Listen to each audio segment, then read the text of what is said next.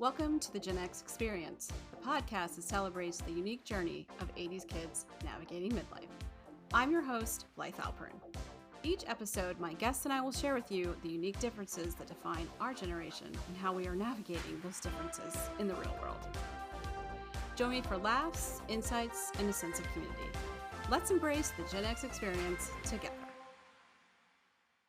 Welcome back to the GenX Experience. This is episode 46, and it is also the start of season 3, year 3 of the podcast. It is crazy to be here. And I feel a little rusty on these intro. I don't know why, because I took a month off. I've decided that January, since it's just it's a starter month. Someone told me recently that I'm just going to take a pause. And, but anyway, we are diving back into the show. And this month for February, our topic will be divorce. Yes, I know we're going there. We're hitting it hard because this is an important subject. It is something that, Gen Xers deal with. I mean, everyone deals with it, but I think it's an important topic to discuss. And so this month we are going to have 2 conversations. If you're watching this, I just put up my 2 fingers as if y'all don't know what 2 looks like. And we're going to have 2 conversations with 2 different therapists. Today, we're going to talk to Oona Metz about dealing with divorce as a woman. And our next conversation, we will talk about dealing with divorce as a man, because this podcast is for everyone. And I want us all to feel like we're being heard and seen and have a place to listen. So stay tuned for that conversation coming later in the month. But today I have a conversation with Oona Metz, who is the author of a newly released book called Unhitched, The Essential Divorce Guide for Women. She is a licensed independent clinical social worker, a certified group psychotherapist, and a fellow of the American Group Psychotherapy Association. Her writing has appeared in Cognoscenti, the Psychotherapy Networker, Psychology Today, and the Los Angeles Review, as well as I read an article that she wrote on Time, and I also will be showing a clip for her recent appearance on CBS, their morning show. She has 30 years of clinical experience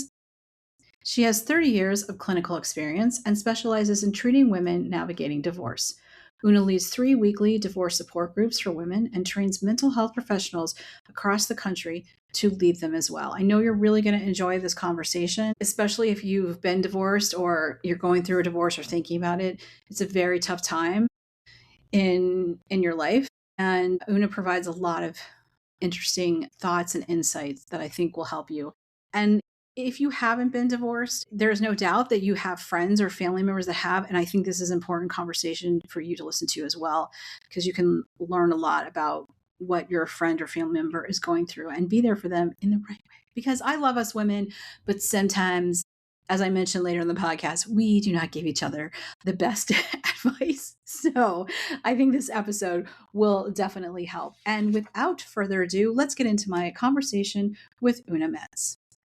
Thank you, Oona, for coming on the podcast to kick off the 3rd season of the show to talk about divorce, focus mostly on women, which I think it's really interesting from a Gen X perspective. As when I was growing up, I mean, most of the people I was friends with and knew didn't get divorced, but I know that divorce grew a lot. A lot more people were getting divorced, and the stigma was starting to go away. So now that we're in this lovely year, 2026, do you feel like it's gotten better, or do you feel like it's still there for women in certain parts of, like, if you're very religious or depending on how you grew up? Definitely, if you're very religious, I think there's still a lot of stigma and shame attached. And yes, also depending on your family system and what your family believes. I mean, I think we've made a lot of progress in reducing shame and stigma, and that's a particular passion of mine. And but we still have a long way to go. And I think the way we reduce shame and stigma is by just continuing to talk about it, like we're doing today. So Yes. thank you for hosting this. Oh, no, I think this is a very important topic. I mean, for all ages and demographics. Yes.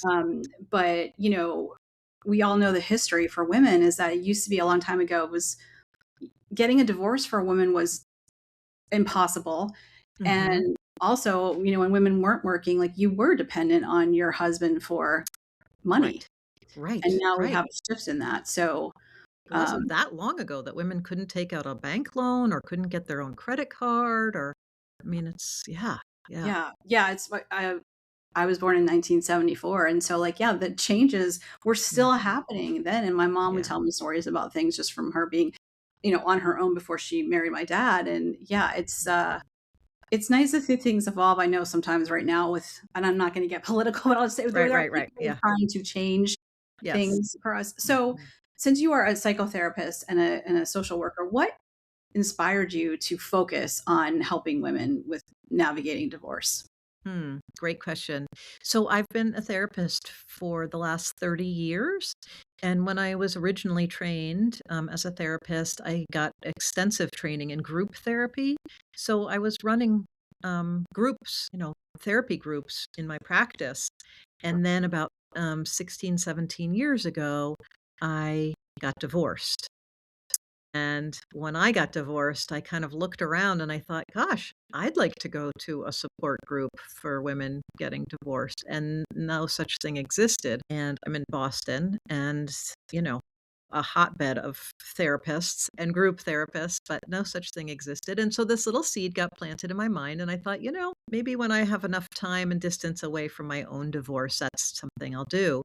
And so I started these divorce support groups a couple of years later, and they were so gratifying to run. The women who came to them got so much out of them, and I saw so much change that I ended up starting three groups, and all three of those groups are still going today, 15 years later. They Oh, meet wow. every single week in person, same time, same place, different members, of course. People come in and use it for a while and then they leave. And so that's how I got started on this whole track. And it's just been wonderful work for me. That's amazing. So, what is different? I mean, we all know usually typical therapy, you go to Mhm, your therapist. What are the benefits to being in a group setting as opposed to mhm. just one-on-one? Yeah, I think the benefits are enormous. I think women who are going through divorce oftentimes feel very isolated. When they first meet with me, they often say to me, how is it possible that half of marriages end in divorce and I don't know anyone going through one? So there's a sense of isolation. I think also women feel so much during I mean, all people do, but especially women feel so much during a divorce. And sometimes they worry that they're feeling too much or they're not feeling the right thing. And so being in a group setting, first of all, it shows them they're not alone. There's other people just like them going through the same thing. And that their feelings are not too much or they're not, you know, wrong, and it can be very empowering too, and it's a lovely thing to feel like you kind of have this team behind you every step of the way who's, like, dying to hear, next week, "What happened when you told your kids you were getting a divorce? What happened when you had that court appearance?" "What was it like when you set a boundary with your ex?" And, so I think the women who come to the group make these very deep connections with each other and really lift each other up, and it's so for me, it's just, like, wonderful to see that. It is nice that when you're going through stuff to not feel like you're Yeah, alone, especially a divorce, because there's so many aspects to it. If you have kids, you have to tell right, them, depending on the age. right, If they're younger, you have to figure out custody. There's the financial stuff, yes, there's the living stuff. So and then you're dealing with your emotions and your grief and loss right, over, losing your marriage. Yeah. And so yeah, you mentioned a lot of different things that are talked about in the group. And one of them dealing with kids and figuring out how mhm. you talk about, like, how to tell them, and then is it do you when you talk about how to tell them, is it something like, you encourage people, like, sit down with the 2 of you? Like, how do you Mhm. navigate that situation with your soon to be ex? Yeah, great question. And all of this, certainly I'm so happy to talk about it on the podcast and just also to say that it's all embedded in my brand new book, which is called Unhitched: The Essential Divorce Guide for Women. So yeah, I really encourage people if it's at all possible for the two adults in the family to have a kind of idea of what they're going to say before they sit down with the kids and say it. And then to pick a time that works. Like timing actually matters. You don't want to do it, on the way to the kids' soccer game or the day before your kid goes off to camp. Or so really thinking about timing, I think, is important.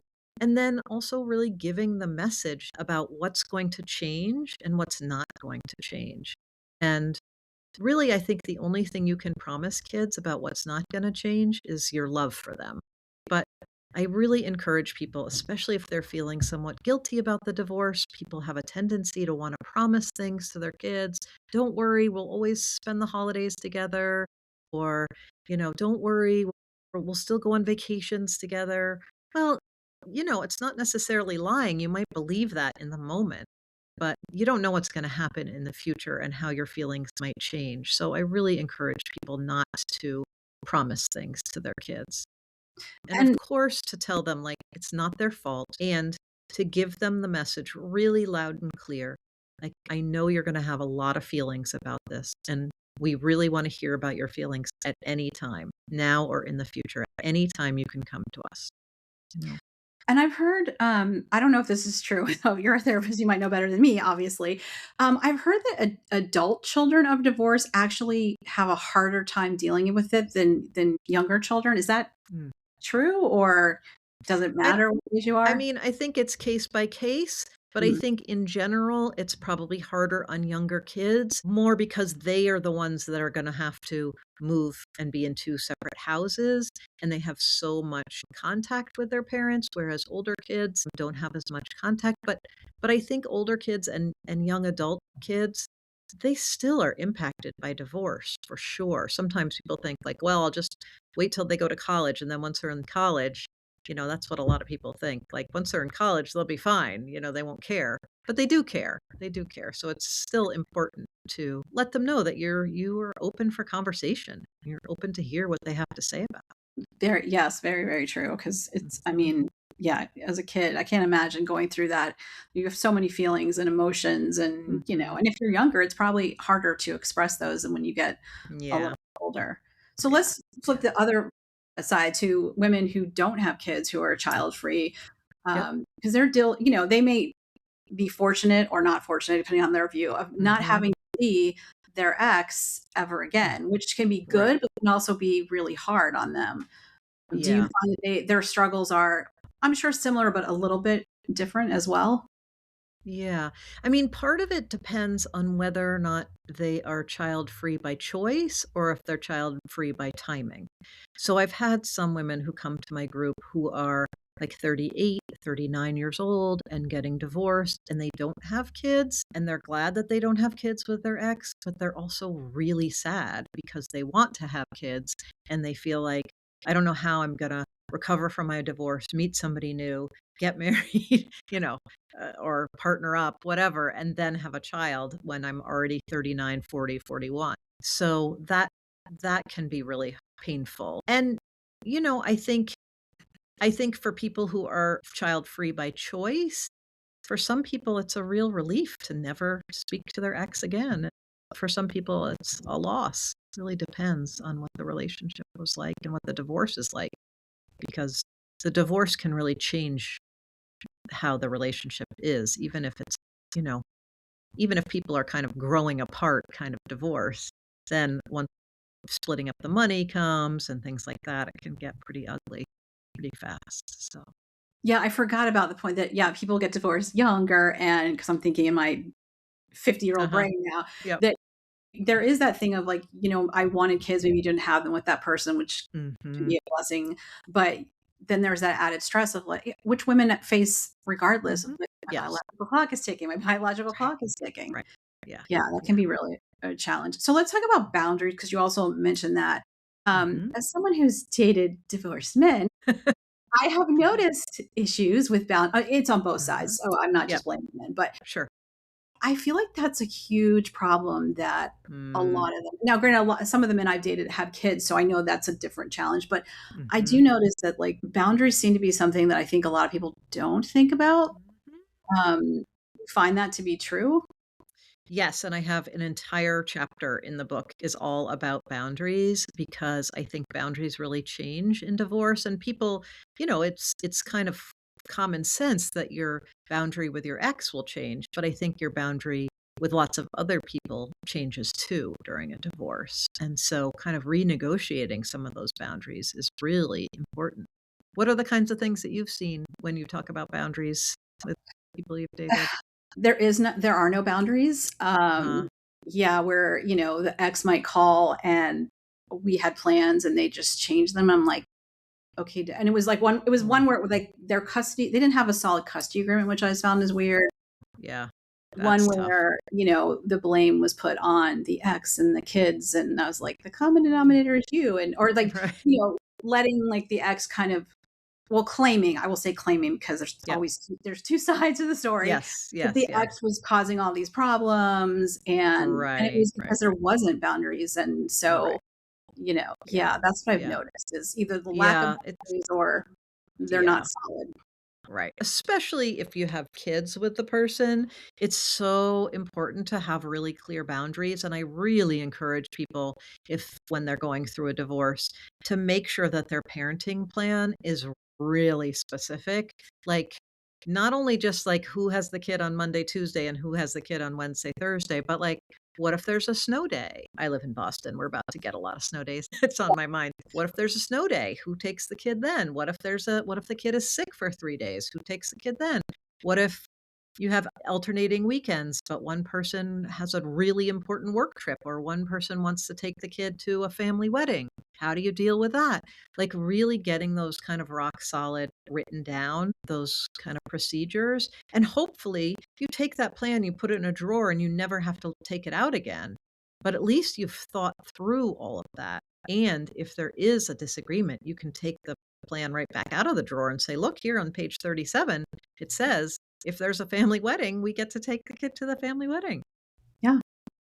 That was actually one of the questions I posted a video on TikTok and someone asked about dealing with custody. And I think you gave them a very good answer for them to Uh-huh. use as guidance. Yeah. So let's talk about, I guess it relates to boundaries, is sometimes people get divorced Mhm. and women get divorced and like they have a really hard time. I mean, it's both sides, but like we're talking about women here, Mhm. letting go and holding on to that anger and the hatred and the sadness for years and years and years. And then they don't move on with their lives. What Mhm. I'm sure this is in your book too, which will be included in the show notes. And we'll Yep. talk about the book in a little bit. But Great. what would be your advice to someone who's dealing with that, or if you have friends or family that you notice Mhm. that, like, your sister or your cousin or your friend Right. is just still not moving on with their life, what would you say they need to do Yeah. besides therapy, or probably just therapy?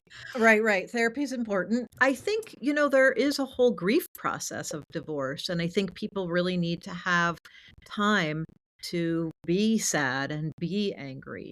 And then there's this line, right, of like, it's really important that they're able to express all of those feelings and that could take some time and it could be over time that those feelings evolve. And then there's a point, there's always this line of like, when are you expressing feelings in a way that's helpful and when are you stuck? And so you're just repeating the same loop over and over and over again. And I think when people get stuck, oftentimes is when they have trouble letting go, right? And so they continue to be attached to either their ex or their marriage or their divorce, right? Like it's not fair. I can't believe so and so did this. And I think, I was saying the other day on a different podcast, the opposite of love is not hate, because both love and hate keep you attached, right? I Mhm. think the opposite of love is indifference. And I would say to somebody who's stuck, um, if you think of your life as like a pie, and what section of the pie are you devoting your energy towards your ex and towards being bitter, right? What can you do to add more things that give you meaning, purpose, and joy to your life? Because the more you can add things, it's hard to take that slice of pie out unless there's something else to fill in the pie. So the more you can add activities, relationships that give you meaning, purpose, and joy, the more that slice of bitter holding on will reduce, reduce, reduce, reduce. Right? Does that make sense? Yes, I love that because I think, Yeah. yeah, because if you just focus Right. on what happened and that person and what they did wrong to you, or you put focus Mhm. on like how you feel that you failed, you're not Mhm. going to move on with your life. And then you're going to look, it's going to be 20 years and you're going to wait a second, I'm in the same place I was before. And that's not, we Right. only have so many, so many That's days right. on this earth. Like, Exactly, exactly. And also sometimes I point out to people like, "Wow, you're really giving your ex a lot of power." You're giving your ex already took a lot from you during that unhealthy marriage or during that very contentious divorce. But wow, you're really giving a lot of power to that person by still holding on and letting them like really kind of rule your head, rent space in your brain. And yeah, you don't want to do you want to rent space in your brain to that person? I don't think so. yeah, They're not which I paying think you. can be applied too to if you're, dating someone and you still hold on, you break up and Mhm. whether you've Yes. been together a long time and you hold on and then you're like, wait a second, they're not thinking about me. I mean, maybe Right. they are, whatever, but like, why am Right. I, yeah, I'm Right. giving them power they don't deserve and it's Yeah. holding me back. And like, Yeah. Yeah. got to get it all out and then move on. Real quick Absolutely. before you talk about your book, I just want to ask if you are, you know, a friend of someone who's going through a divorce Mhm. or they're your sister cousin etc. What would be your advice to them to like help that person not be Mm. annoying but also I would guess one thing would be just to listen, but what else can we do to make sure we're being a good friend, a good relative to them? Yeah, yeah. I think, the decision is if you're the one who's initiating divorce, that decision is so hard, and so many women think about it for years and years and years before they make it. Like, nobody gets married and thinks like, "Oh, someday I wanna get divorced," right? So, it's a really hard decision to make, and so I would not as a friend or family member, please, please, please do not doubt your friend's decision. I mean, if your friend comes to you and says, "I'm trying to decide what to do. Will you give me some advice?" Great. You can listen in and give advice. But if your friend says, "Hey, I want to let you know I've decided to get a divorce," please do not say to that person, "But you were so great together," or, "Oh, you know, are you sure?" or have you tried everything?" Because I can guarantee they did try everything. So please don't doubt them. And then I think just understand that the process can take a long time. Like a lot of women will tell me they have very well-meaning friends and family, but the friends and family constantly saying like, "It's still not done? My God, why is it taking so long?" It's not helpful to Yeah. hear that when you're in a really lengthy divorce process. And then I think also just really a lot of people lose couple friends when they're not a couple anymore. And so if you're part of a couple, like still invite your friend, and your friend may or may not feel comfortable still going, but please continue to invite or do some one-on-one things even if you're part of a couple. You don't have to always be with your person. Like invite that person out because they're likely needing to fill some time, especially if they're sharing parenting time with their kids. They may have every other weekend, they may be free. And you don't have to take them to an amusement park, every other weekend. You could say like, "Hey, I'm going grocery shopping and gonna get a cup of coffee afterwards. You wanna come along?" Like, it doesn't have to be something that's so, amazing activity. It could be just like routine, like, "Hey, let's go do this thing together. I'm gonna take a walk. You wanna come?" Yeah. So We've got I just wanna say one more thing. We've got such good traditions when somebody dies, like, we all even if we don't do it, we know what to do, right? You're supposed to send a card, you're supposed to go to the funeral, you're supposed to go to the Shiva, you're supposed to attend, you're supposed to send flowers or bring a lasagna, or as one of my friends reminded me in Minnesota, I think it was, you bring a hot dish. You know, you there's ways we know, there's traditions we know about when somebody dies, but when a marriage dies, we're not quite sure what to do, and yet that person's grieving too, so make sure that you attend to them. Yeah, and especially, I think it's hard too if you're friends with both, Yes. type and you're like, "Do I have to pick a Yeah. team?" Or sometimes you're Right. in a couple and like the wife like, "Oh, you have to Yeah. pick so and so." And Right. like, Yeah. I Yeah, mean, it can be hard on the friends too. Yeah, yeah. yeah. And There's it, a really great podcast. Danielle Bayard Jackson has a podcast called Friend Forward, and we just talked about this on her podcast oh, too. nice. That's Yeah, awesome. yeah. Yeah. I mean, I think, like you said, there people know what to do when you lose Mhm. someone. Right. But you do feel at a loss when someone's going through a divorce because you're like, Mhm. what do I say? What do I do? What do I not say? What do Right. I not do? Right. Yeah. And I love that you brought up don't say, why is this taking so long? Because when I was Mhm. younger, I dated someone, I was like 29, 30. It was the first time I dated someone that was getting a divorce, and it was Uh-huh. in New York. And he had kids. So that Mhm. process takes years and years. And I had I didn't think it was like, I'm in a divorce, sign a paper, but Right. different states, different places, it can take Yeah. a really long Yeah. time. Yeah. Yeah. And nobody wants to hear, why isn't Right. it done? Because I'm sure they want it to be done too. Yes. Yes. Yes. Exactly. Well, let's move on to Mhm. talking about your book.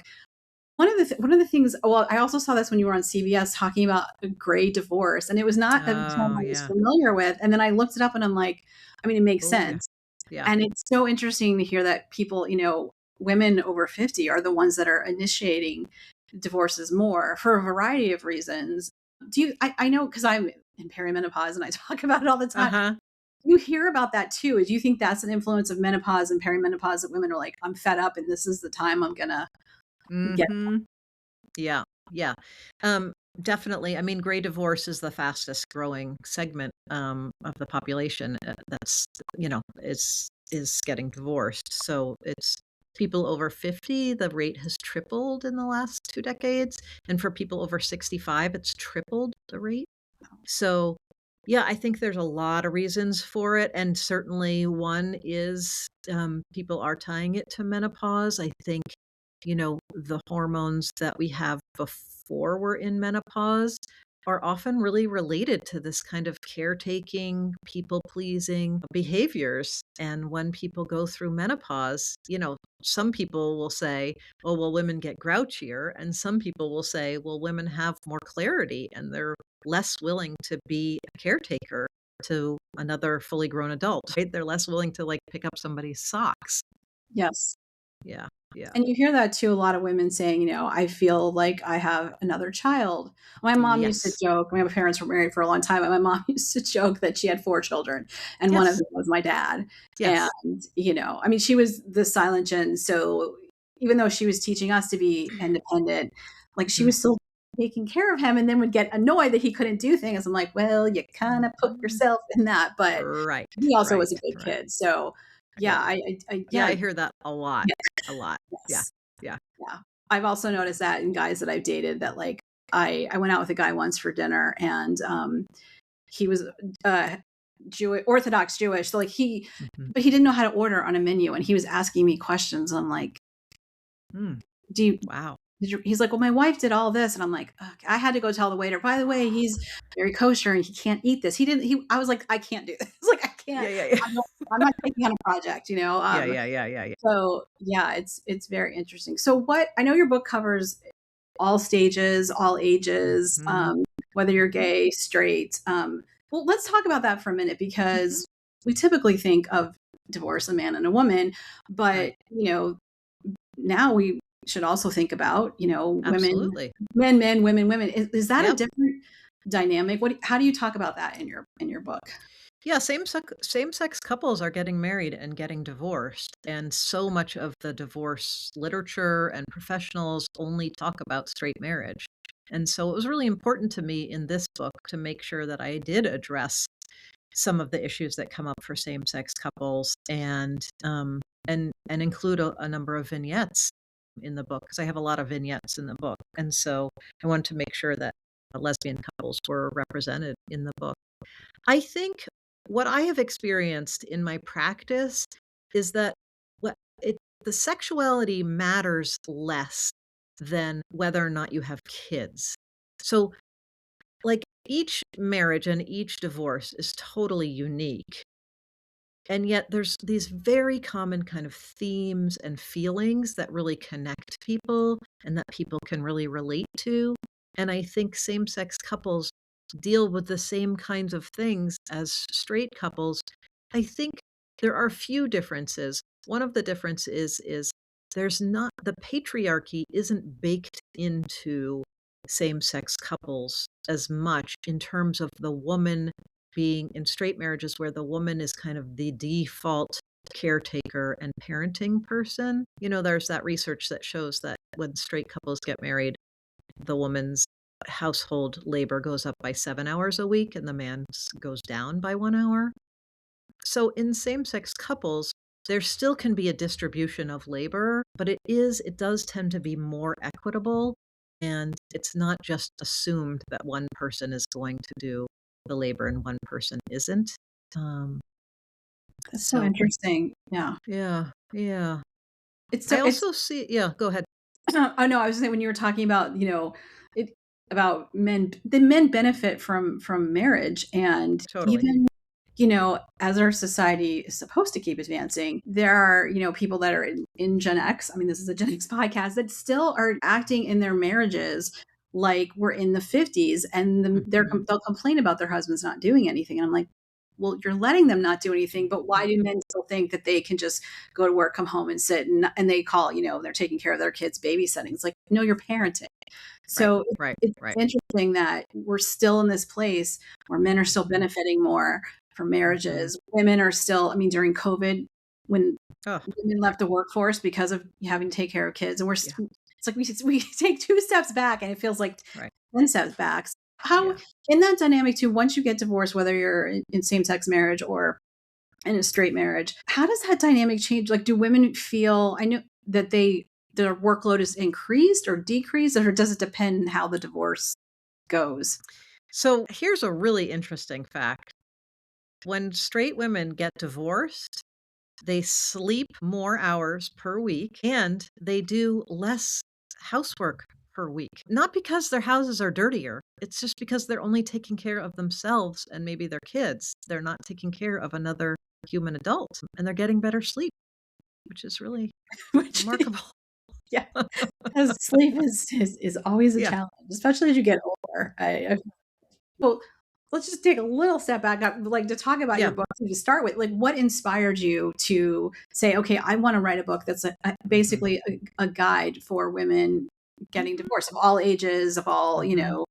whether they're straight, LGBT. Like, what inspired you to sit down and write this book? Yeah, well, as I said before, I was leading all of these divorce support groups, and each time I would lead a group, three every week, people would say these incredible things, or I would say something that was really helpful to the women in the group, and I just started kind of collecting them in my mind and thinking like, wow, that's a thing that I said that was really helpful, or that's something that somebody else said that was really helpful, and I finally decided like I'm beginning to feel a little bit like a hoarder, like I'm hoarding all of these, like, great insights in my mind, and I better write these things down so that I don't forget them, and then the other thing that happened was that women kept asking me for a book. They kept saying the women in my practice kept saying, "Well, do you have any books for about the emotional journey of divorce?"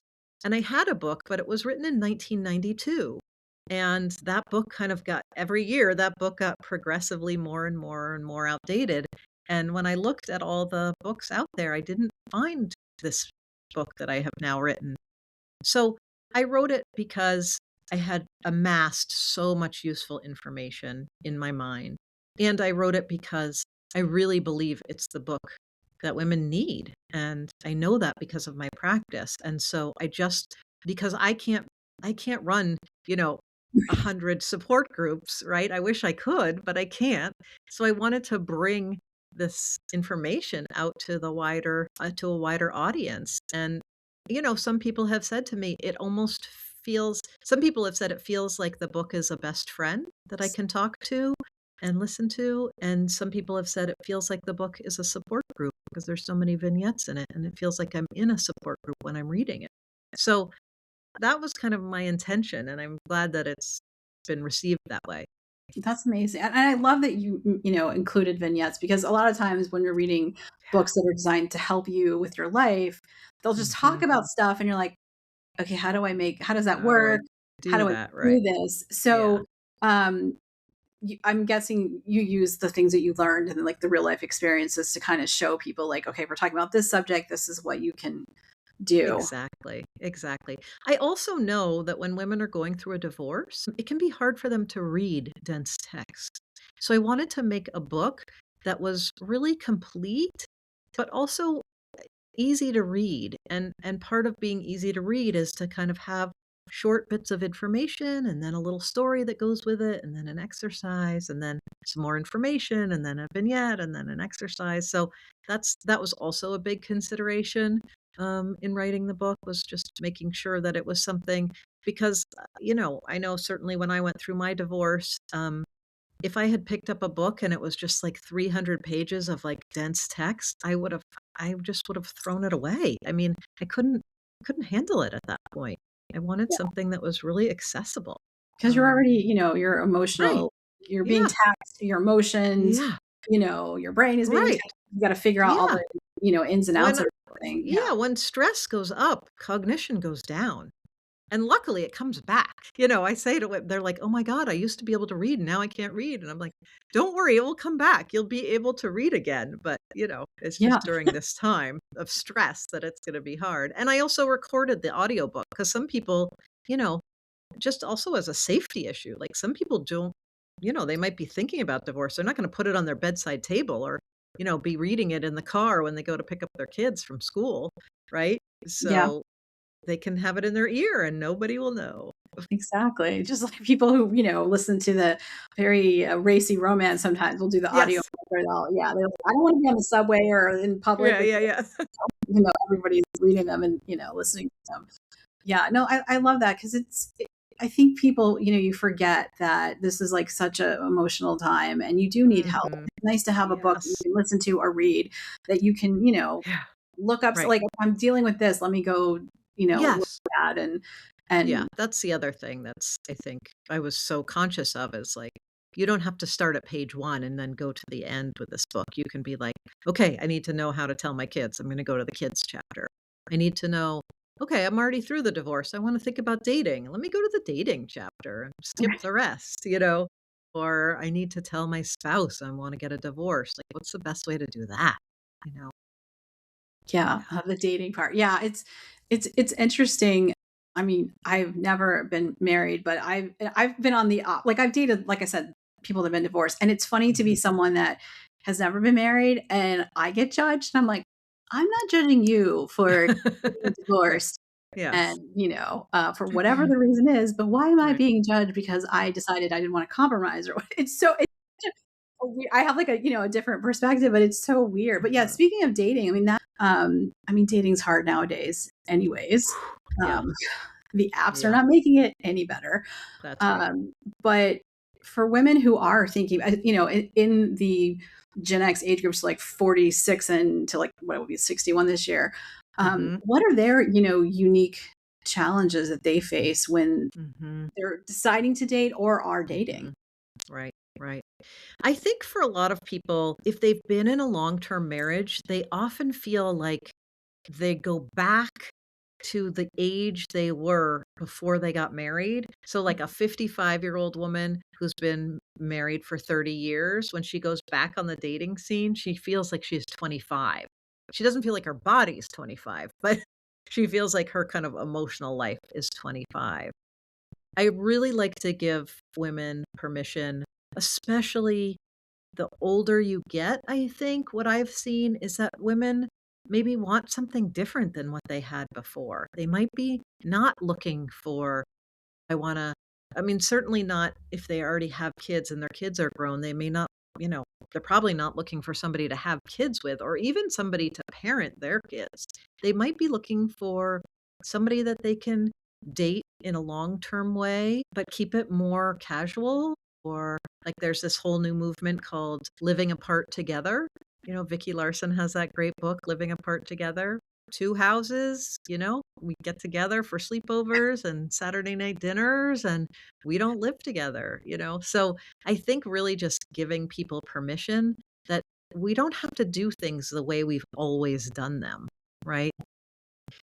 I think the other thing that I see a lot is women who, if they've been betrayed in their marriage, oftentimes they really have trouble trusting not only other people, but trusting themselves. So if they've been betrayed, they might think like, how am I going to ever trust myself again? Like I thought I trusted my ex, my spouse, but now they betrayed me so badly and I didn't see it coming. So how am I ever going to trust anybody else again? And so what I really advise is like, you take it very slow. You're not you're not meeting somebody to decide to get married. The only thing you do when you meet somebody is decide, "Do I wanna see that person one more time?" That's it. That's all you're doing. So really helping to slow them down and just take it one step at a time, right? And so when giving advice to someone who's like, "Okay, I think I'm good. I wanna start dating," is it, better to, like, figure out what you want first or just kinda to go with the flow and just see what's out there and figure it out? Mhm. Does it depend? I mean, it might just depend on the person. Yeah, I think it depends on the person. I think if you have really strong feelings about what you want, like some people get out of a marriage and they're like, "You know what? I didn't have sex for the last 10 years. Like I just want to go out and have sex with a bunch of people." And like, great, more power to you. Just be safe, but have as much sex as you want. And other people are like, "I have no interest in sex. Like I that's something that feels kind of traumatic to me, so I just want to like meet somebody and, like, have dinner, like, a lot of times before we even kiss, you know? So if you know, then that's great, you should say that up front, and if you don't know, or if things change, then one of the ways to kind of figure it out is to go and date and see, like, use each date as, like, a data point, you know? Like, "Oh, I realized I thought I really wanted a lot of sex, but now I realized that didn't feel so good, and so I'd actually really rather have a relationship that's a more of a, medium term or long term relationship. Or, I thought I wanted a long term relationship, but really it turns out I just want to make out with somebody, Totally fine. Do it, Do it. Just be clear and safe.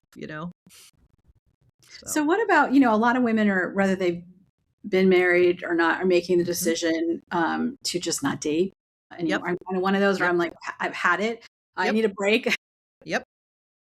But I feel like it's a different decision when you've been divorced, and maybe Mhm. not, but a different decision as in, do you really need to think about like, am I doing this because I've been so badly hurt that I just don't ever think I can get past it? Or I did the marriage, I did the kids, I'm good. I just want to enjoy my life. Do you Mhm. think like you really need to think about why you're not dating before you just not date? You can think about it, but I think if you don't want to, you don't have to, and also never say never. A lot of people I think coming out of divorce say there is no way I wanna date somebody right now, and I always say, "That's totally fine for right now." And don't cut yourself off from the possibility in the future. Well, you don't know what you might want in the future, so could Yeah. happen or not, and it's totally fine either way, but I think there's a lot more acceptance now, and what I like to say is not that you're not dating or you are dating, it's like, are you dating another person or are you dating yourself? Because if you're not dating another person, I hope you are dating yourself, right? I hope you're, like, buying yourself flowers and taking yourself out and going on trips and spending the money or the energy that you would have spent on dating on yourself and, making yourself feel good. Yeah, because you're probably if you're coming out of a divorce, like you've been a we and now you're a me, and I'm sure Yes. a lot of women have to figure out how to, you know, find themselves again and not just be Yes. identified as Mrs. So and so and the mother of Right. so and so. Yeah. Yeah. I mean, there's a huge identity shift, I think, that comes along with getting divorced and in the post-divorce process. And I think as women, we are so, and especially Gen X women, we're so socialized to think about what everybody else needs and wants. And so divorce actually offers an opportunity to think about what you want and what you need, which is actually really cool. Yeah, and it's so interesting, like we were Gen X was raised by boomer and silent Gen moms who were telling us like, you can do whatever you want and you can Right. have this and have that Mhm. and but yet Mhm. we were still kind of also told like when you get married, you're going to be a wife and a mother and we have Mhm. a natural instinct most of us to Mhm. take care. And So it can be hard. Yeah. Figuring out like, what do I like, or what do Mhm. I want to do? And who am I beyond, Yeah. just a couple? Always encourage women to, when they get divorced, to make a bucket list and to have small things and big things on their bucket list. I was talking to somebody on an online book event the other night, and she was saying, well, I had a bucket list, but now my finances mean that I can't do certain things. And I was like, your bucket list can include little things and big, it doesn't have to be, I'm going to go skiing in the Alps. It could be something as simple as, like, I always recommend that women, when they get divorced, change their bedding, get new bedding, throw out your old bedding, get new bedding, if you can afford it. And then, like, paint your walls the color that you love the most, right? Rearrange your furniture, like, make your space your own. Make your physical space your own, make your social media space your own. Whatever we're ingesting is that's gonna impact us a lot. Yeah. So, And that brings up a point about your living space, right? Because if maybe, some mhm, women, they stay in the house, the guys leave, sometimes you sell the house. But mhm, if you're staying in the house, mhm. still have that trauma from your divorce. Like, so I love the idea of like, yeah, paint the walls, get new bedding, Yeah, change things out so that it becomes your space, not the place I used yeah, to live with my husband. right. Yeah. Yeah, yeah, And even, yeah, if you're moving to a new place, like, yeah, you don't have to worry about anybody else's opinion. You can just right. go, I like Yeah, that. You can make your exactly. bedroom as girly as you want it, and there's no Yeah, one to yeah, object to it. yeah. Now we have, in the past we had wedding registries and baby registries. Well, there's also a divorce registry now. At Fresh Starts Registry has a divorce registry, because when do you need a blender? You don't usually need a blender when you're getting married because you already have two blenders, right? Right. But when you're getting divorced, if your spouse has taken the blender, you need a blender. Yeah, and you should celebrate too instead of just be, I mean, yes, it is hard. It's not I'm not dismissing Right. that, but sometimes you need to, like, put your Yes. mindset of, like, "What can I celebrate about myself in this new life?" Yes. Yes. And that brings me to, as we're wrapping up, my last question. What would you say, besides go get your book, what would you say to women who are maybe in this place where, they're struggling to see that there is a light at the end of the tunnel of divorce, and they think like Mhm. my life is over and Mhm. nothing's going to be the same, which is, of course, is not true. What would you say to them so they can maybe shift their mindset into a better space? Mhm. Mhm. What I would say is that I can tell them that I have seen literally hundreds and hundreds of women through the process of divorce. And for the most part, I would say 95% of them come out the other side and feel happier and more empowered and stronger than when they entered. But I think it's not just about the passage of time, it's also about your investment. And so takes a lot of time and energy to be in an unhealthy marriage and to be in a divorce. So once you're done with that divorce, don't just say, "Okay, I'm done." Take that energy and invest it. Invest it in something new that brings you meaning, purpose, and joy so that you can have a new part of the next chapter that really is meaningful to you. Because, yeah, I noticed in your interviews and articles, I know this, you talk about this in your book, like, women actually do better after Right. after their marriage is over than men do, and they're completely Yes. transformed. So I'm like, I think Mhm. that's amazing because, Yeah. that probably wasn't the case Right. 60, 50 years ago. So Right. Yeah, 75% of women don't regret being divorced. So that's a pretty high number, and hopefully for our listeners out there, that's you too. yes. Well, thank you so much. This was Hmm. so enlightening and informative. And I hope that everyone who is listening, who has been divorced, thinking about divorce, going through it, that you learned a lot. And if you Mhm. haven't, to let you understand more of what it's like to go Yeah. through it. Because, if you've never walked in that person's shoes, you have no idea. And as women, sometimes we tend to give the worst advice to each other. Right, Listen to right. this episode and realize Yeah. this is what you need to tell your. So, your book is out now and is Yes. available in bookstores everywhere and online. Everywhere books are sold. Yes, yes, Awesome. yes. I also have a ton of free resources on my website, which is oonametz.com. So If people want resources, articles, podcasts, legal, financial, emotional resources about divorce, feel free to go to my website. You don't have to put it in your email or anything like that. You can just have access to all of it. Awesome. Well, that'll answer I had a question about the financial or Okay. finances. So you Yeah. can go to Una's website. We'll have all that in the show notes, link to get her book, the article that she wrote for Time, and the CBS interview. Because it's really cool to see, like, just to, imagine what it's like sitting in New York and doing that. So thank you Yeah. so much. If people want to reach out to you, is social media the best place, your website? Yes, I'm Oona Metz on Instagram. I would welcome you there, and LinkedIn as well. I'm also on Facebook at Women Navigating Divorce. Um, I'm on YouTube as well, and I just commissioned my stepdaughter to set up a TikTok account Nice. for me. So I'll see you Awesome. over there too. All right. Well, I will include all that. Thank you again so much. This was such a great conversation, and I really appreciate you being here. Yeah, I loved our conversation. Thank you so much for having me. That wraps up our first episode of the new season and year 3 of the podcast. So, still so crazy to think that. I hope you enjoyed my chat with Oona. She is a wealth of information, and I really recommend picking up her book, reading her articles, visiting her website, all of which will be included in the show notes, following her on social. And if you're a woman going through a divorce, no matter your age or what stage of life that you're in, whether you're gay or straight, I think she has a lot of practical, helpful information and tools, as you could see by this interview, to help you get through a really challenging time. And I also recommend checking out her resources too for anybody who has a friend or family member going through a divorce, because we need to be there for each other and not give bad advice and not take sides, and just listen and know that we're saying the right things. Or if we don't know what to say, be like, hey, I heard about this podcast, or I heard about Oona Metz, and I recommend that you check her out because she can help you more than I can. But, I'm here for you. So thank you for tuning in. We will have another discussion about divorce in a couple of weeks, focusing on what it's like for men and how they can deal with it. Because as I've mentioned before, this podcast is for every Gen Xer.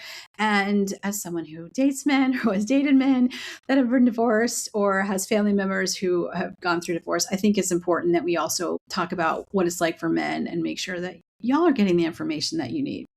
And before I sign off, we are also in the process of choosing our winter book club pick. I've uploaded some information on TikTok and YouTube and Instagram, but we'll make the pick in the next week or two. So stay tuned for that. I will announce it on the podcast as well. And without further ado, let me end the podcast the way I end every show. Don't you forget about me, because I will not forget about you. Thank you for taking the time to listen to the Gen X Experience. If today's episode resonated with you, please consider sharing it on social media or with a friend. We'll see you back here next time.